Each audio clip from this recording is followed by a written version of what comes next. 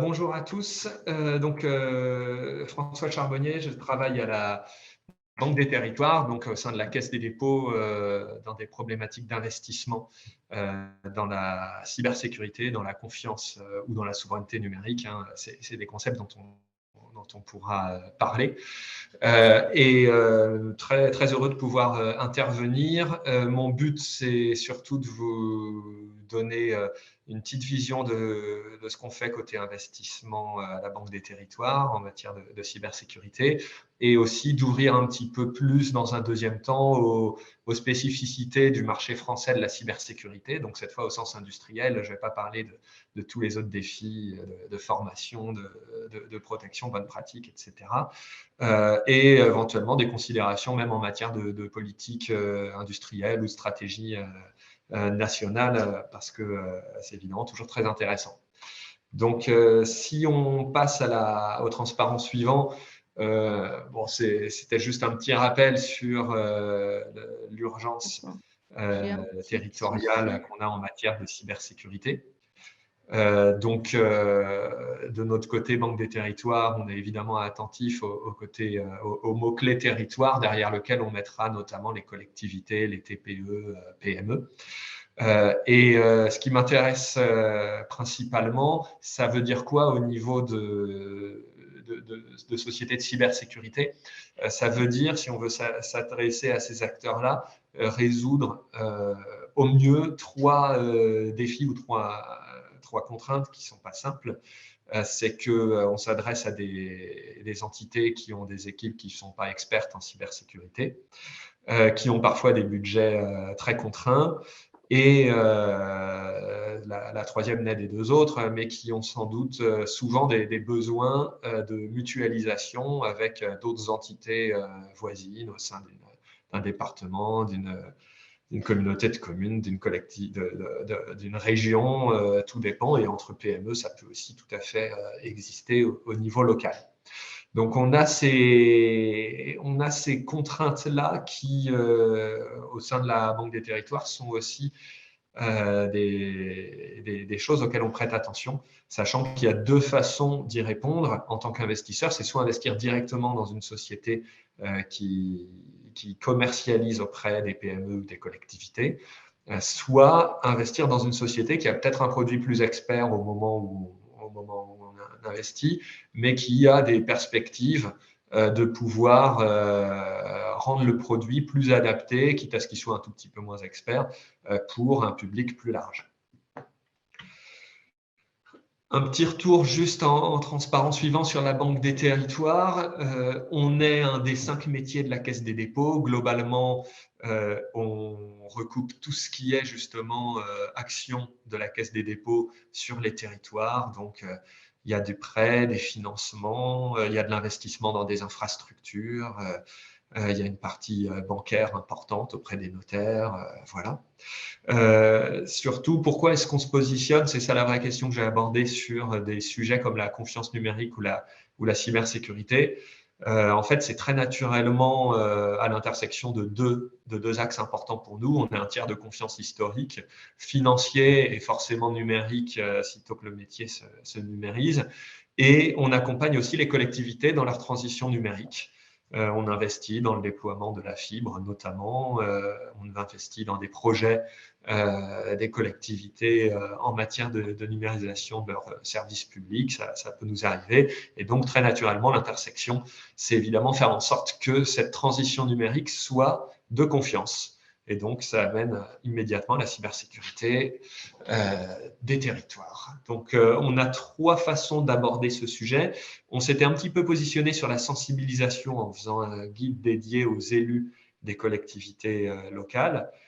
Pourquoi? Parce que tout simplement, c'est parmi nos interlocuteurs naturels on sait que c'est toujours un exercice délicat quand on n'est pas expert en cybersécurité, mais décideur d'appréhender le sujet, de l'appréhender de la bonne façon, c'est-à-dire pas pour le connaître à fond ou dans les détails techniques, mais pour avoir certains réflexes salvateurs, certains points d'attention par rapport au travail qui est fait à un niveau plus opérationnel ou contractuel. L'axe dont je vous parlerai le plus, donc, c'est le sujet des investissements. Comme l'a mentionné Bénédicte, on est aussi présent dans la stratégie nationale de cybersécurité sur une ou deux actions qui visent à faire, en l'occurrence, émerger des innovations de cybersécurité adaptées aux besoins des acteurs des territoires. Donc, un petit peu le sujet dont je vous ai parlé il y a quelques instants. Au niveau de notre activité elle-même, donc d'investissement dans les services numériques et dans la cybersécurité, alors on a cette pieuvre dont je ne vais pas vous matraquer chaque case, mais globalement, c'est bien notre positionnement de se placer sur le sujet de la numérisation du territoire. Il y a deux cases sur lesquelles je peux plus insister. Il y a la case protégée, se protéger des menaces numériques. Donc là, on est en plein dans ce dont je vous parle en ce moment, dans le sujet du jour, évidemment. Il y a aussi un axe gérer les données que je mentionne au passage, parce que ça ne va pas être le sujet d'aujourd'hui, mais on est aussi assez présent dans les territoires pour financer des projets de data center notamment, répondant à des besoins territoriaux. Donc, au niveau de la cybersécurité et de la souveraineté numérique, en transparence suivant, ça, c'est le but, c'est plus de brosser quelles peuvent être les différentes façons de financer, de façon générale, en nous mettant même en dehors de la boucle, les initiatives de cybersécurité. Donc, on peut se situer à différents stades. On peut se situer au niveau de la création de startups ou leur amorçage, qui est le stade immédiatement après. Donc là, l'idée, c'est qu'on ne doit pas forcément apporter une somme d'argent énorme, par rapport au stade suivant en tout cas. Ça peut être quelques centaines de milliers d'euros, mais on va vraiment devoir se prononcer avant tout sur une sorte de logique un peu de prototype ou de POC, diront certains, et sur une équipe avec des fondateurs dans lesquels on doit vraiment croire, parce qu'il n'y a pas encore de commercialisation, il y a évidemment encore moins d'historique stable qui permettent de juger de l'avenir à partir du passé. Donc voilà, il y a davantage une dimension de pari sur la base d'un produit en cours d'achèvement et de ce qui est perçu des fondateurs. Ensuite, il y a toute la partie accélération. Donc là, c'est ce qu'on appelle série A, B ou C. Donc, ça veut dire, pour déjargoniser tout ça, des startups qui se sont lancées commercialement, qui ont fait déjà un minimum leurs preuves, et encore plus leurs preuves si on est en série B ou en série C, et qui vont lever plusieurs millions d'euros, parfois plusieurs dizaines de millions d'euros, quand on est plutôt vers la série B et la série C. Donc là, il y a un métier qui ressemble un petit peu plus à un investisseur financier traditionnel parce qu'il y a déjà de l'historique financier et commercial à analyser. Et enfin, il peut y avoir, alors c'est pas pratiqué par tous les investisseurs, mais ça c'est aussi dans notre ADN côté Banque des Territoires, il peut y avoir des projets industriels de type co-entreprise ou joint venture. Là, l'idée, c'est que c'est peut-être moins au cœur de la cybersécurité, mais on en trouve dans le champ un peu plus vaste de la confiance ou de la souveraineté numérique, quand on a envie de faire une sorte de projet à impact qui nécessite d'unir les forces de différents acteurs. Ça peut être des partenaires technologiques, ça peut être des gens, par exemple, qui vont avoir une vraie empreinte chez les territoires, et en plus, il peut y avoir un financeur. Donc, différents profils qui auront vraiment du sens en s'alliant pour proposer une offre. Nous, on a été récemment affiché sur une offre qui s'appelle NumSpot, qui est justement typiquement une co-entreprise en matière de cloud de confiance aux côtés de partenaires qui l'apportent spécialement, qui sont Dassault et DocaPost, avec aussi Bouygues Telecom. C'est un exemple. C'est une logique un peu plus de sur-mesure, là où dans la cybersécurité, en général, les entreprises peuvent suivre les initiatives peuvent suivre un parcours plus classique de start-up en se développant en quelque sorte seul, avec du financement, avec des partenariats, bien sûr, qui sont nécessaires, mais qui ne nécessitent pas toujours un modèle de co-entreprise. En tout cas, ce n'est pas le cas classique. Donc, nous, côté Caisse des dépôts et Banque des territoires, on se positionne spécialement sur l'accélération des entreprises de cybersécurité, donc série A et B. On peut faire aussi un petit peu d'amorçage, donc la deuxième phase de la création des startups. Et on peut aussi se positionner sur des co-entreprises, mais notre cœur d'action sera sur sur l'accélération des entreprises. On a comme contraintes des contraintes qui sont, je pourrais tout à fait en parler, mais qui sont celles d'investisseurs technologiques classiques, où on investit avec des co-investisseurs en tant que minoritaire, ce n'est pas pour prendre le contrôle d'une société, et en tant qu'investisseur avisé, ça c'est un mot-clé qui veut dire qu'on se comporte comme un acteur du privé. Sinon, notre action en tant qu'acteur public pourrait être requalifiée comme une aide d'État. Ça, c'est un autre sujet, mais nous, on est vraiment investisseurs à modalité d'investisseurs privés. Et on a aussi comme spécificité d'avoir une compréhension, on va dire, de ce qu'est la cybersécurité. Dans mon cas, comme d'autres présents ici, je suis anciennement passé par l'ANSSI. Un autre de mes collègues a aussi beaucoup travaillé dans des sujets d'infrastructure de clés cryptographiques. Donc, c'est quand même quelque chose qui est utile parce que la cybersécurité reste un sujet technique quand on veut comprendre vraiment l'innovation qui est derrière et quand on veut aussi non pas juste financer, mais avoir un vrai regard, une petite valeur ajoutée dans le dialogue qui s'en suivra par la suite en conseil d'administration. Quelques exemples justement de notre positionnement. Le but n'est pas d'y rester trop longtemps en transparent suivant. Ça, c'est une petite mosaïque hexagonale qui vous montre qu'on est sur différents secteurs. Ce qu'on vise ici sera celui qu'on vise ici et celui de la cybersécurité, spécialement au centre, mais on est aussi sur des questions de souveraineté de la donnée, de souveraineté numérique. Un petit peu en bas à droite, un rappel de notre positionnement sur des infrastructures numériques, fibres et data centers.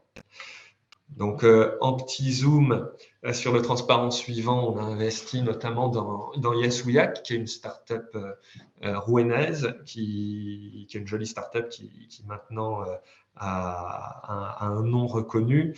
Et l'idée, c'est tout simplement pour des entités dont le système d'information est déjà un petit peu maîtrisé, on va octroyer des primes à chaque chasseur de primes ou pirate éthique, il y a différents noms, hacker éthique, qui trouvera une faille. Donc, ça veut juste dire, quand je dis système d'information un peu maîtrisé, c'est parce que si on a une passoire, évidemment, on trouvera des tas de failles partout et ce n'est pas ça qui nous rendra meilleur. Il faut déjà avoir un premier, je dirais, travail général d'urbanisation et de maîtrise. Et ensuite, là, ça peut aider justement à trouver les quelques failles à colmater. Donc ça, c'est Yesouiac. On est en transparent suivant, elle est aussi sur une société lyonnaise. Alors là, le constat est intéressant, c'est qu'on est dans quelque chose de très pragmatique.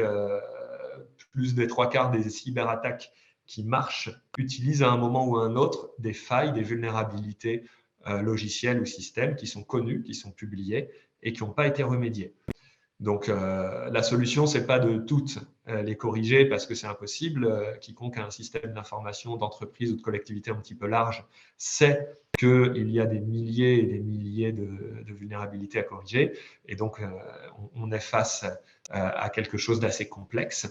Et cette solution d'Acuity, c'est vraiment une sorte de produit très expert qui va aider à prioriser tout le travail et de façon exhaustive de gestion et de correction des vulnérabilités en prenant en compte les vulnérabilités elles-mêmes, mais aussi l'activité de l'entreprise et aussi l'état de la menace cyber. Donc vraiment une sorte de travail intelligent qui va vraiment aider à voir les vrais points de faiblesse en matière de vulnérabilité et à aider des équipes qui avant procédaient avec des tableaux Excel gigantesques et en sachant pas toujours facilement où étaient les vrais points de faiblesse. Donc on est dans une logique un petit peu de priorisation intelligente.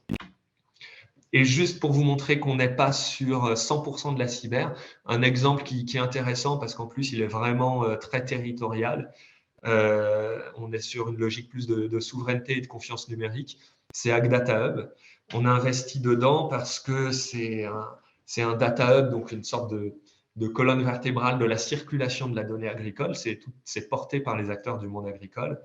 Dans une logique de confiance. Donc, il y a une vraie logique aussi de traçabilité, de consentement basé sur de l'identité numérique en co-innovation avec Orange et avec IN Group, donc l'imprimerie nationale. Et donc là, on est vraiment sur une brique qui est nécessaire pour la transition numérique du secteur agricole et où en même temps, il faut que cette brique, elle soit maîtrisée par la filière. Il faut aussi que les transactions elles-mêmes soient sécurisées. Et ça répond en plus à 2 règlements européens qui sont en train d'arriver en ce moment. L'Europe est assez prolixe en matière de réglementation sur les données. Et là, on est vraiment au cœur de certains des enjeux portés dans ces réglementations. Donc voilà, je vais essayer de faire court et de finir sur un dernier slide qui, lui, est plus pour faire une ouverture. D'abord, c'est pour parler des atouts qu'on a en France sur le sujet vraiment investissement et écosystème industriel de la cybersécurité. On a beaucoup d'expertise cyber de qualité, au sens vraiment de bons profils qui sont calés, qui sont… alors, on a beaucoup d'institutions, il y en a qui viennent de l'INRIA, on a aussi des gens qui viennent parfois de l'administration, que ce soit la DGA, l'ANSSI, certains services également, et je ne suis pas exhaustif. Mais voilà, on a beaucoup de profils qui permettent d'avoir beaucoup d'initiatives de cybersécurité en France. À côté de ça, on a aussi un marché français au sens de la clientèle à conquérir qui est de taille importante et c'est le premier marché en Europe. Et c'est aussi une chance parce que ça fait un premier terrain de jeu qui fait que contrairement à d'autres pays en Europe, on n'a pas besoin dès le premier stade de s'internationaliser. Donc, une contrainte en moins dans un premier temps, parce qu'une société qui marche après, elle aura la question de l'internationalisation qui viendra tôt ou tard et qui ne doit pas être traitée n'importe comment, avec hâte ou tous azimuts. Et enfin, un autre avantage, c'est qu'on a quand même un écosystème d'investissement avec des investisseurs qui sont compétents, qui sont reconnus, de l'amorçage jusqu'à la série B, voire série C. Certains sont même spécialisés avec un regard cybersécurité. J'avais mis en valeur la Banque des Territoires sur le sujet, mais on n'est pas les seuls et c'est vraiment une force aussi d'avoir cet écosystème de financement-là. Après, pourquoi est-ce que je dis tout ça? Parce que c'est pour montrer que ces atouts, ils font que la France, elle peut vraiment se permettre une ambition, une stratégie industrielle en matière de cybersécurité parce qu'elle dispose justement de ces atouts-là qui sont vraiment pas neutres, qui ne sont pas juste des atouts économiques, et de façon plus large, une politique aussi en matière de souveraineté numérique. Donc, avec certains défis qui sont liés à ces questions, j'en cite 3 principalement, on peut sans doute en citer bien d'autres, et le sujet est trop vaste pour être traité en 2 minutes. Mais première question, c'est financer au-delà de la série C. Donc, quand on veut quand des startups veulent lever, j'en sais rien, 80 millions d'euros, souvent, on risque d'avoir un investisseur qui va être américain ou non européen. Donc, la vraie question, c'est est-ce que et de quelle façon on peut faire émerger des fonds en France, voire en Europe, qui peuvent tenir un petit peu le rythme à ce niveau-là? C'est une vraie question. De quelle façon les industriels et quels industriels peuvent être aussi impliqués sur ce sujet? Il y a aussi une petite réflexion sur le fait de créer des licornes ou de structurer, de consolider au niveau français, voire européen, parce que les deux peuvent aller dans le même sens, mais les deux, dans ce cas-là, doivent être menés en même temps. Quand on raisonne sur créer des licornes, le mot à la mode, une licorne, c'est vraiment une société qui va être avec une très, très grosse capitalisation, et souvent, ça correspond à un modèle de très grosse levée de fonds, et donc, en l'état, plutôt à des levées de fonds qui vont devenir américaines, voire asiatiques. Et si on veut, par contre, se poser la question de qu'est-ce qu'on souhaite garder au niveau français ou européen, ce n'est pas forcément toujours la même logique. Il peut y avoir des enjeux de structuration et de consolidation d'acteurs qui n'auront peut-être pas aussi vite une énorme capitalisation, mais qui peuvent préfigurer des champions français ou européens à l'avenir. Et c'est une vraie question qui s'examine aussi à l'aune des opportunités, hein, bien sûr. Je pense que personne sera assez fanatique pour dire toutes les sociétés de cybersécurité doivent rester françaises, et puis en plus, ce ne serait pas très réaliste. Mais il y a vraiment une logique d'opportunité et d'objectifs stratégiques qui peuvent être réfléchis aussi sous cet angle. Et ensuite, un dernier point qui n'est peut-être pas directement sur la cybersécurité, mais qui est aussi comment financer ce que le privé en France ou en Europe ne veut pas ou ne peut pas financer. La petite idée, c'est que typiquement, on a vu beaucoup d'entreprises de grande taille dans le numérique de grand poids émerger aux États-Unis avec au début une logique où elles n'étaient vraiment pas rentables et où les investisseurs privés ne s'y seraient jamais risqués seuls.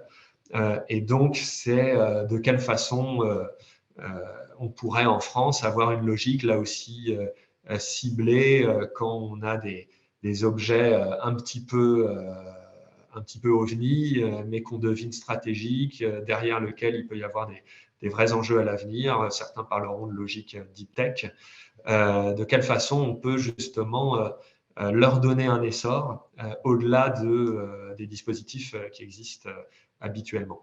Et peut-être en dernière mise d'ouverture, je pourrais citer le fait qu'il y a un comité stratégique de filière sur la confiance numérique qui a été créé tout récemment par l'État et qui sera dirigé par le patron d'OVH et qui montre que justement on est bien en ce moment dans une période où il y a un vrai goût, il y a une vraie volonté de se poser certaines questions de stratégie et de politique industrielle.